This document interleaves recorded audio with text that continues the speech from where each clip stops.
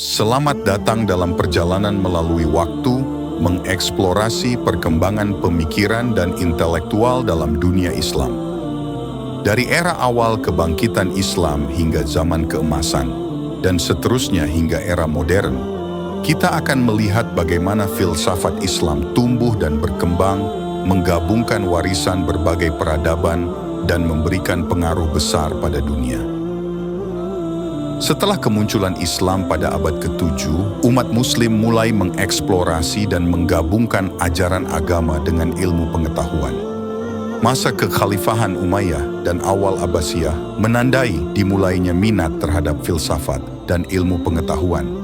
Baghdad, ibu kota kekhalifahan Abbasiyah, menjadi pusat kebudayaan dan pengetahuan di mana para cendekiawan berkumpul. Periode ini sering disebut sebagai zaman keemasan Islam, ketika filsafat mencapai puncaknya. Mari kita kenali beberapa tokoh besar yang membawa filsafat Islam ke puncak kejayaan. Al-Kindi, dikenal sebagai filsuf Arab pertama, mencoba mengintegrasikan filsafat Yunani dengan ajaran Islam. Ia menekankan pentingnya akal dalam memahami wahyu, membuka jalan bagi pemikiran rasional dalam Islam.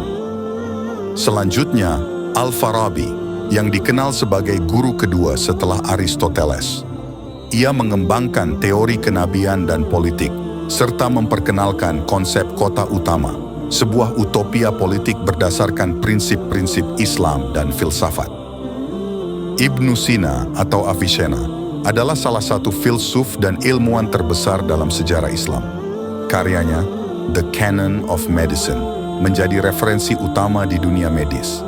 Dalam filsafat, The Book of Healing mencakup metafisika, logika, dan ilmu alam. Al-Ghazali dengan karyanya Kerancuan Para Filosof mengkritik filsafat rasionalis, namun tetap menggunakan metode filosofis dalam teologi dan tasawuf. Karyanya menggabungkan filsafat dan mistisisme dalam cara yang unik. Pada periode ini, pemikiran filosofis mengalami pergeseran dengan munculnya kritik dan sintesis baru terhadap ajaran-ajaran sebelumnya. Ibnu Rushd atau Averroes dari Spanyol Islam menulis kesesatan dalam Kerancuan sebagai pembelaan terhadap filsafat dan kritik terhadap Al-Ghazali. Usahanya menyelaraskan filsafat Aristoteles dengan Islam sangat berpengaruh di Eropa Barat. Suhrawardi, pendiri mazhab filsafat Iluminasi, menggabungkan mistisisme dengan filsafat dalam karyanya Kebijaksanaan Iluminasi. Ia menekankan pencerahan spiritual sebagai jalan menuju pengetahuan. Pada periode ini, filsafat Islam mengalami penurunan di dunia Arab, namun tetap hidup dan berkembang di Persia. Mulla Sadra adalah filsuf Persia yang dikenal dengan filsafat transendentalnya. Karyanya Empat Perjalanan menggabungkan metafisika Ibnu Sina, filsafat Iluminasi Suhrawardi, dan mistisisme Ibn Arabi. Ia menekankan konsep primordialitas eksistensi yang menjadi pusat pemikirannya. Filsafat Islam memberikan kontribusi besar tidak hanya bagi peradaban Islam tetapi juga bagi perkembangan filsafat di Eropa. Terjemahan karya-karya filsuf Muslim ke dalam bahasa Latin memainkan peran penting dalam kebangkitan filsafat di Eropa yang dikenal sebagai Renaissance. Di era modern, pemikiran filosofis dalam dunia Islam terus berkembang.